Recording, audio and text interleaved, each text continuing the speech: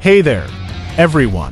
Today, we're going to dive into the book of Psalms, specifically chapter 2, verses 1 to 12. So, let's get started. Why do the nations conspire and the peoples plot in vain? The kings of the earth rise up, and the rulers band together against the Lord and against his anointed, saying, "Let us break their chains and throw off their shackles." Psalm 2, 1 to 12 describes the futile rebellion of nations against God and his anointed king, the Messiah.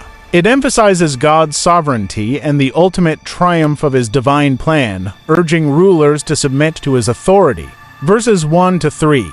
The nations plot against God and his anointed, seeking to break free from his authority.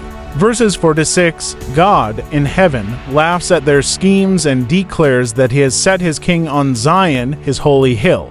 Verses 7 to 9. God proclaims his decree, stating that his anointed is his son, born on that day, and that he will be given the nations as his inheritance. Verses 10 to 12, the psalm urges kings and rulers to submit to the anointed, warning against the consequences of rejecting his authority and urging them to find refuge in him. Key themes: God's sovereignty. God is in control and his plans will not be thwarted by human rebellion. Futility of rebellion. Human attempts to overthrow God's authority are ultimately meaningless. The Messiah's kingship. The Anointed One is the Messiah, God's Son, who will rule over all nations. Submission and obedience. Those who submit to the Messiah will be blessed, while those who oppose him will be judged.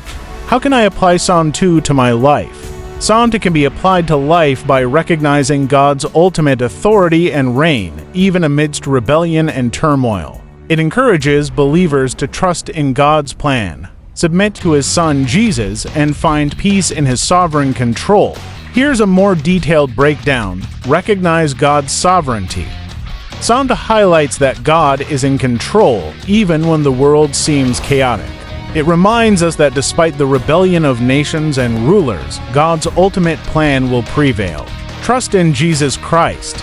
The psalm points to Jesus as the Messiah, the one whom God has set on Zion's hill.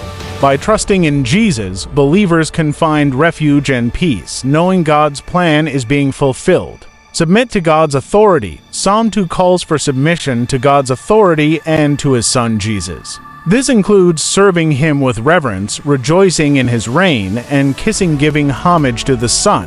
Rest in God's promises. The psalm encourages believers to rest in God's promises and his sovereign hand over all things. This rest allows for engagement in the world with a perspective of faith and hope, rather than fear and anxiety.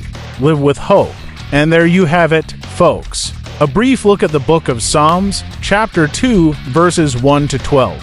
If you enjoyed this video, please give it a thumbs up, and don't forget to subscribe for more insightful content. Thanks for watching, and we'll see you in the next one.